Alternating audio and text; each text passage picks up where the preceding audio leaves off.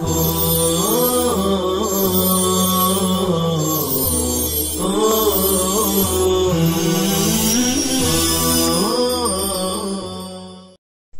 اللہ الرحمن الرحیم اللہم صلی وسلم وبارک علی حبیبک محمد وآلہ وصحبہ اجمعین۔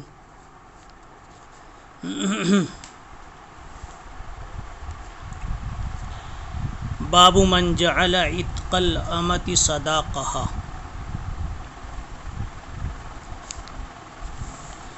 صداق کے معنی مہر کے آتے ہیں۔ لفظ صداق مہر کے لیے اس لیے استعمال کرتے ہیں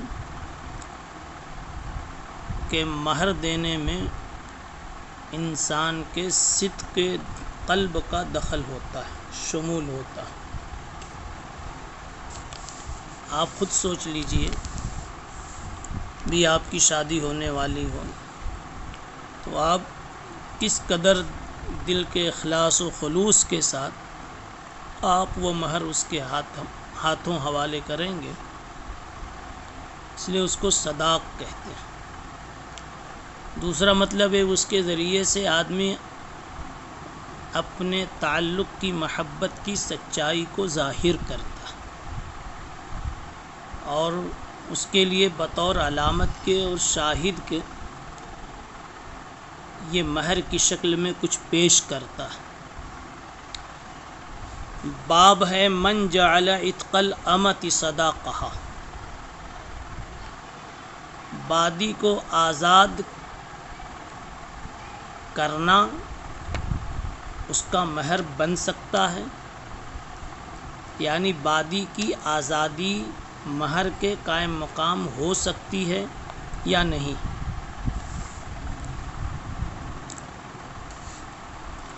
اس مسئلے میں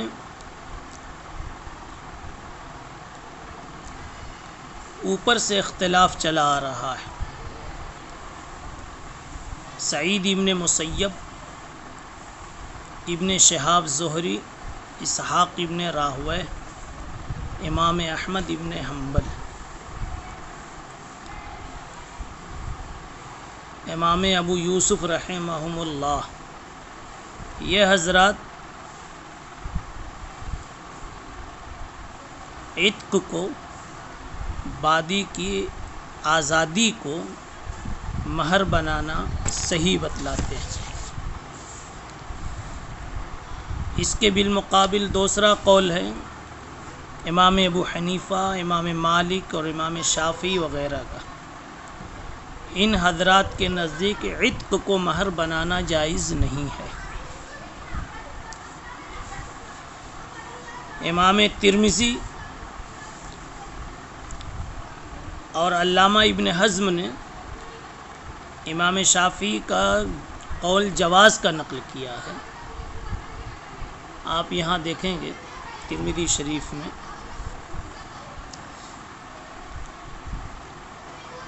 لیکن علماء شافعیہ نے اس نقل کو ضعیف قرار دیا۔ ان کا جو مضبوط مسلک ہے وہ عدم جواز کا ہی ہے، یعنی وہ احناف اور موالک کے ساتھ۔ مختصر یہ کہ ائمہ مجتہدین میں حنابلہ کے نزدیک عتق کو مہر بنانا صحیح ہے، اور ائمہ ثلاثہ کے نزدیک یعنی احناف، موالک، شوافع، ان تین گروہوں کے نزدیک درست نہیں ہے۔ اب اس روایت کو دیکھیے، ان انس بن مالک ان رسول اللہ صلی اللہ علیہ وسلم عاتق صفیۃ وجعل عتقها صداقہ۔ نبی پاک صلی اللہ علیہ وسلم نے حضرت صفیہ کو آزاد کیا اور ان کی آزادی کو ہی ان کا مہر بنا دیا۔ یہ تو فریق اول کے موافق یہ روایت جا رہی ہے، یعنی عتق کو مہر بنانا جائز ہے۔ اس کے کئی جوابات دیے گئے۔ پہلا جواب یہ کہ وجعل عتقها صداقہ، یہ حضرت انس کا اپنا قول ہے، انہوں نے اپنی رائے اور اپنی سمجھ کے مطابق یہ جملہ کہا ہے، کیونکہ طبرانی کی روایت میں خود حضرت صفیہ کا قول اس طرح آیا، اعتقنی النبی صلی اللہ علیہ وسلم وجعل عتقی صداقی،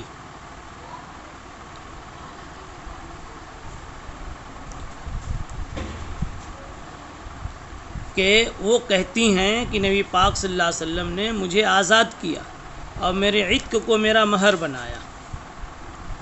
اس سے پتہ چلا کہ اس سے بھی یہی پتہ چلا کہ حضرت صفیہ کہہ رہی ہیں کہ جناب رسول اللہ صلی اللہ علیہ وسلم نے میرے عتق کو میرا مہر بنایا، تو یہ بات اور حضرت انس والی بات دونوں مل کر کے ایک ہو جاتی ہے۔ لہذا یہ کہنا کہ حضرت انس کا قول ہے اس لیے معتبر نہیں، یہ جواب مضبوط نہیں ہے، یہ جواب کمزور ہے۔ اس لیے اس کا جواب امام مزنی نے امام شافعی رحمۃ اللہ علیہ سے یوں نقل کیا ہے کہ عتق کو مہر بنایا رسول اللہ صلی اللہ علیہ وسلم نے، لیکن یہ آپ کی خصوصیت ہے، اور سیدھی سی بات یہ ہے کہ خصوصیت کیوں مانی جا رہی ہے یا حضرت انس کا قول اس کو کیوں بنایا جا رہا ہے، یا ایک تیسرا جواب حافظ کا بھی سن لیجئے، اس کے بعد پھر اصل جواب آپ کے سامنے آئے۔ حافظ ابن حجر عسقلانی رحمۃ اللہ علیہ کہتے ہیں کہ بات یہ ہے کہ اصل میں حضرت صفیہ کی آزادی یہ تزویج کی شرط کے ساتھ مشروط تھی، اور جب اس طرح کا نکاح ہوتا ہے تو بادی کی قیمت مہر شمار ہوا کرتی ہے۔ تو حضور پاک صلی اللہ علیہ وسلم نے حضرت صفیہ کی قیمت کو ان کا مہر قرار دیا، خود آزادی اصل نہیں، ان کی قیمت کو مہر قرار دیا، اور قیمت معلوم تھی اس لیے اسے مہر بنانے میں کوئی مذائقہ نہیں تھا۔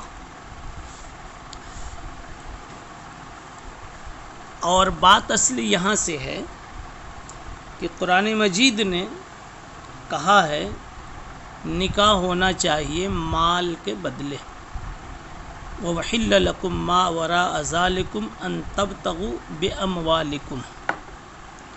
یہ بات تو یہیں مکمل ہو گئی کہ آزادی کو مہر بنا سکتے ہیں یا نہیں۔ امام مزنی کی بات اگر لے لی جائے تو بات ختم، اس لیے کہ اس کو نبی پاک صلی اللہ علیہ وسلم کی خصوصیت قرار دے سکتے ہیں۔ ایک مستقل مسئلہ ہے جو کسی جگہ تفصیل سے آئے گا کہ مہر میں کون سی چیز دی جا سکتی ہے، کون سی چیز نہیں دی جا سکتی۔ صرف اس میں ائمہ کا مسلک آپ اس وقت سمجھ لیجئے۔ امام شافعی، امام احمد، سفیان ثوری وغیرہ کے نزدیک مہر کی کوئی مقدار نہیں ہے، زوجین کی طرف سے جو چیز متعین ہو جائے بس اس پر نکاح ہو سکتا ہے، وہ کوئی بھی شے، ہر وہ چیز جو مال ہو اور بیع میں ثمن بن سکتی، اتنی قید ہے۔ علامہ ابن حزم ظاہری کے نزدیک تو ہر چیز مہر بن سکتی ہے، چاہے وہ بیع میں ثمن بن سکے نہ بن سکے، مال ہو نہ ہو، حتیٰ کہ کتا، بلی، پانی وغیرہ بھی۔ امام مالک رحمۃ اللہ علیہ کے نزدیک مہر کی مقدار ربع دینار ہے یا پھر 3 درہم ہے۔ امام ابو حنیفہ رحمۃ اللہ علیہ کے نزدیک اقل مہر 10 درہم ہے۔ یہ مہر کی مختصر سی بحث آئی تو صرف ائمہ کا بھی اختلاف بتلا دیا گیا ہے۔ اب ان کی دلیل بھی آپ مختصر طور پر سن لیجئے۔ شافعیہ اور حنابلہ نے استدلال کیا ترمذی شریف کی ایک روایت سے کہ بنو فزارہ کی ایک عورت آئی اور آ کر کے کہتی ہے کہ میں نے 2 چپلوں کے عوض شادی کر لی، یہی میرا مہر تھا۔ تو آپ نے فرمایا تم اس پر راضی ہو گئی؟ وما لک بنعلین، تو کہنے لگی ہاں میں تو راضی ہو گئی۔ تو آپ نے اس نکاح کو جائز کر دیا۔ اس کے علاوہ ایک روایت جو ابھی ہمارے سبق میں اگلے باب میں آ رہی ہے، اس میں ایک لفظ آ رہا ہے کہ سہل ابن سعد ساعدی کی یہ روایت کہ آپ نے ایک صحابی سے فرمایا فَلْتَمِسْ وَلَوْ خَاتَمًا مِّنْ حَدِيدٍ،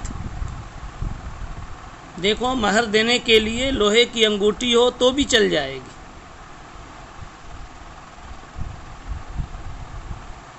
عبد الرحمن ابن عوف نے شادی کی تو آپ نے پوچھا ما اصدقتھا، کیا مہر دیا؟ تو انہوں نے کہا وزن نوات من ذهب، سونے کی چھوٹی سی گٹھلی۔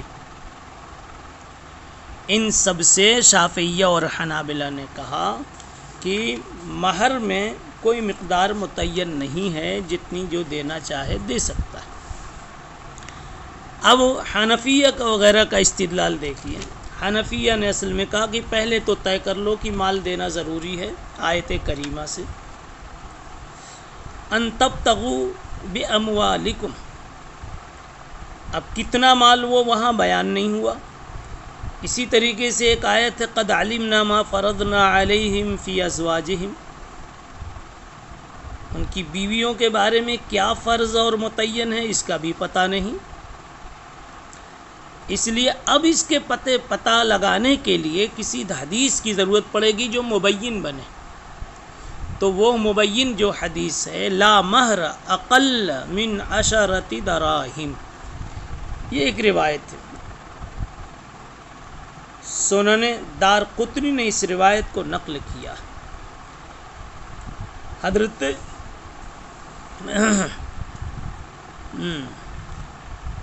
لا مہر اقل من 10 دراہم، اس کو حضرت علی کا اثر کہا گیا ہے، لیکن یہ اثر جو ہے وہ آیت کے لیے مبین یعنی بیان کا کام کرے گی۔ تو حنفیہ کا استدلال جو ہے اس لفظ سے لا مہر اقل من 10 دراہم، یہ تو حضرت علی کا اثر ہے، لیکن حضرت جابر کی ایک مرفوع روایت میں بھی یہ لفظ تھوڑی سی تبدیلی کے ساتھ آیا ہے، لا مہر دون 10 دراہم۔ اس کو بھی بہقی نے اور دارقطنی نے نقل کیا اور اس پر معنی کی ذوف کا حکم لگا ہے، لیکن حضرت علی کا اثر بھی ہے اور یہ جابر کی مرفوع روایت کا ٹکڑا بھی ہے، اس سے ملا کر کے یہ حدیث حسن ہو جاتی ہے۔ اور پھر اس کو صرف بیان بنانا ہے ما فرضنا علیہم فی ازواجہم کا۔ قرآن مجید نے کتنا متعین کیا ہے اس کا اس سے بیان ہو جاتا ہے۔ اس لیے احناف نے کہا کہ کم سے کم مہر 10 درہم ہے۔ اب تھوڑی سی بات کر لیجئے کہ شوافع نے جو دلیل پیش کی تھی اس میں ایک دلیل ترمذی کی پیش کی تھی کہ ایک خاتون نے چپلوں پہ چپلوں کو مہر بنا کر اس پر شادی کر لی، تو اس کا جواب یہ ہے کہ اکثروں نے اس کو ضعیف کہا۔ عاصم ابن عبید اللہ کی وجہ سے وہ روایت ضعیف ہے، اور ایک روایت جو ولو خاتم من حدید والی تھی، معنی کہ وہ بخاری شریف کی روایت تھی، اس سے یہ نکلا کہ لوہے کی انگوٹھی، تو لوہے کی جو انگوٹھی ہے وہ ہو سکتا ہے کہ آپ صلی اللہ علیہ وسلم نے بطور مہر کے اس کا مطالبہ نہ کیا ہو، یعنی مہر کامل کے طور پر نہیں بلکہ مہر معجل کے طور پر۔ اور یہ بھی ممکن ہے کہ لوہے کی انگوٹھی ہو پھر بھی وہ کچھ ایسی رہی ہو کبھی کہ اس مقدار کو پہنچ جائے جو مقدار مطلوب ہے، تو یا تو یہ کہیں گے کہ کم مقدار تھی، لیکن مہر کامل کا اس وقت آپ صلی اللہ علیہ وسلم مطالبہ نہیں کر رہے تھے، مہر معجل کے طور پر کچھ دلانا چاہتے تھے، اور عربوں میں یہ رواج تھا اور آج بھی ہے کہ پورا مہر اگر مہر وقت پر نہیں دیتے تو کچھ مہر معجل تو دے دیا جاتا ہے۔ اب ایک واقعہ عبد الرحمن ابن عوف کا رہ گیا۔ عبد الرحمن ابن عوف نے شادی کی، آپ صلی اللہ علیہ وسلم نے پوچھا تم نے کیا دیا؟ انہوں نے کہا سونے کی ایک گٹھلی دی ہے، کھجور کی گٹھلی کے برابر سونا دیا ہے۔ تو اس سے شوافی نے نکالا تھا کہ دیکھیے یہ بھی معمولی سا ہے، لیکن ممکن ہے کہ اس سونے کی قیمت 10 درہم کے برابر ہو، یہ بھی تو ہے، یا اس سے بھی زیادہ ہو، اگرچہ کہ یہ بھی احتمال ہے کہ کم بھی ہو، تو تینوں احتمال ہے، کم بھی ہو، برابر ہو، زیادہ ہو۔ اس لیے یہ لا مہر دون عشرت دراہم جو مرفوع روایت ہے اس کو مدار بنایا جائے۔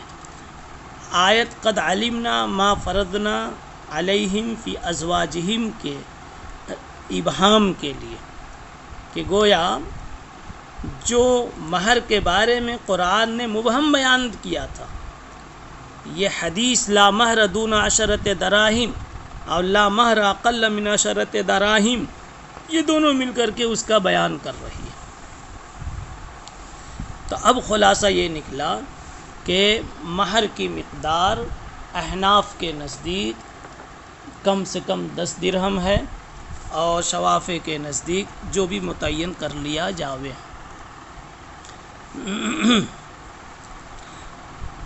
اب مہر سے بھی متعلق ہے اس آنے والی روایت کا، اس لیے اس کا خلاصہ آپ سمجھ لیں۔ آنے والی روایت کا خلاصہ یہ ہے، پھر اس کے بعد عبارت پڑھی جائے گی، کہ آپ صلی اللہ علیہ وسلم کی خدمت میں ایک عورت آتی ہے۔ یہ سہل ابن سعد ساعدی کی روایت ہے۔ ایک عورت آتی ہے، کہنے لگی یا رسول اللہ میں اپنا نفس آپ کی خدمت میں پیش کر رہی ہوں، یعنی آپ سے شادی کرنا چاہتی ہوں۔ آپ نے اوپر سے نیچے تک اس کو دیکھا، پھر سر جھکا لیا۔ عورت نے آپ کو خاموش دے کر سمجھ لیا کہ آپ نے اس کے بارے میں کوئی ابھی فیصلہ نہیں کیا، تو وہیں بیٹھ گئی۔ چنانچہ ایک صحابی نے عرض کیا یا رسول اللہ اگر آپ نہیں کرنا چاہتے اس خاتون سے تو میں کر لوں۔ میں پوری روایت کا حاصل بتا رہا ہوں، آپ اگر اس سے نہیں کرنا چاہتے تو میں کر لوں۔ آپ نے ارشاد فرمایا تمہارے پاس دینے کے لیے مہر میں کچھ ہے؟ تو صحابی نے کہا میرے پاس تو کچھ بھی نہیں۔ کہا جاؤ گھر میں دیکھو کچھ مل جائے تلاش کر لو۔ وہ صحابی گھر میں گئے، واپس آ کر کہا کچھ نہیں ملا۔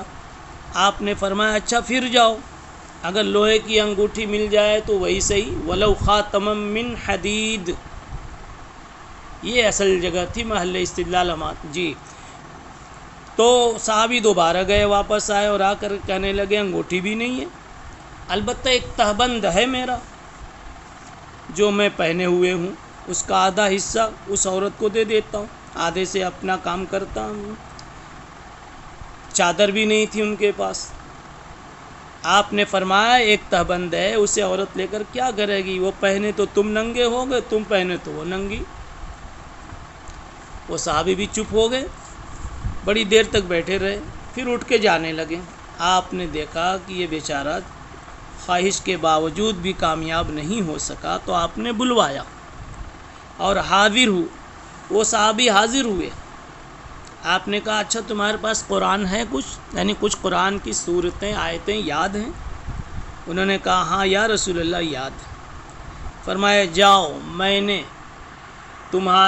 تمہارا نکاح اس خاتون کے ساتھ کر دیا، اذهب فقد ملکتکھا بما معک من القرآن، قرآن کے صدقے میں تمہارا نکاح اس خاتون کے ساتھ کر دیا۔ اب اس سے تو مقصد یہ تھا امام بخاری کا باب دیکھیے، تزویج المعسر، غریب کی شادی کرا دینے کا بیان۔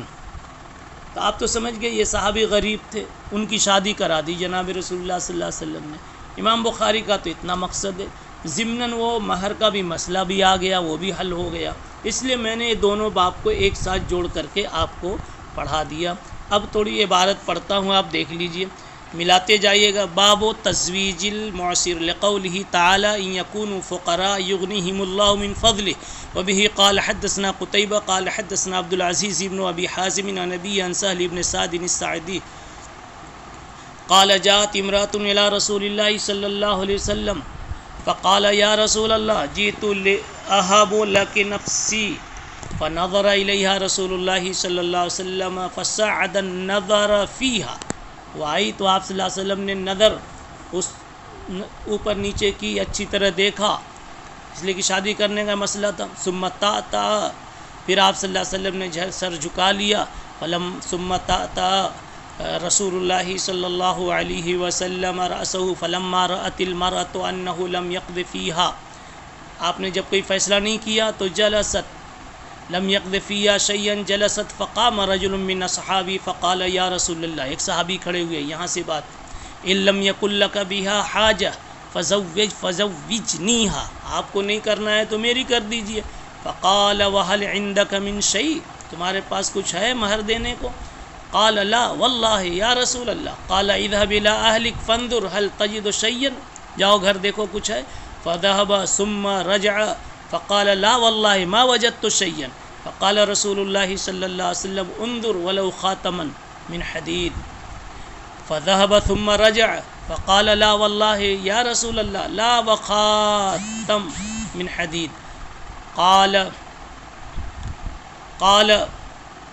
ولیکن هذا ازاری، میرا ایک تہبند ہے۔ قال سہل ابن سعد کہتے ہیں ما لہ رداء، چادر بھی اس بیچارے کے پاس نہیں تھی۔ فلہا نصفہ، فقال رسول اللہ صلی اللہ علیہ وسلم ما تصنع بازارک، پھر تو کیا کرے گا؟ ان لبستہ لم یکن علیہ منہ شیء، تو پہن لے گا تو وہ کیا کرے، اور وہ پہن لے تو لم یکن علیہ منہ شیء، تو پھر کیا کرے؟ فجلس الرجل، وہ آدمی بیٹھا رہا یہاں تک کہ جب بیٹھک لمبی ہو گئی، پھر وہ اٹھا جانے لگا۔ قام فرآہ رسول اللہ صلی اللہ علیہ وسلم مولیا فامر به، وہ جانے لگا تو آپ نے بلایا۔ فدعی فلما جاء، جب واپس آیا، قال ماذا معك من القرآن، تمہارے پاس قرآن کا کچھ حصہ ہے سینے میں؟ کہا مجھے یہ صورتیں یاد ہے۔ قال معی سورۃ کذا و سورۃ کذا، عددها۔ فقال تقرؤهن عن ظہر قلبک، زبانی پڑھنا جانتے ہو؟ کہا ہاں۔ قال نعم۔ قال اذهب فقد ملکتکها بما معك من القرآن۔ یہ ہوئی پوری بات۔ البتہ اس میں جو لوگ کہتے ہیں تعلیم قرآن مہر بن سکتا ہے، اس کا جواب احناف کی طرف سے دیتے ہیں کہ بما میں با سببیہ ہے، کہ جاؤ، میں نے با معاوضے کا نہیں ہے، سببیہ ہے، تمہارے پاس جو قرآن ہے اس کی وجہ سے باوجود تمہاری غربت کے اس خاتون کا نکاح کر دیا۔ رہ گئی بات معاوضہ کیا ہوگا، مہر کیا ہوگا، وہ ایک الگ سی بات ہے کہ با معاوضے کے عوض کا نہیں ہے، با عوض کے لیے نہیں ہے، یہ بات سبب کے لیے ہے۔ سبحان اللہ و بحمدہ، سبحان اللہ۔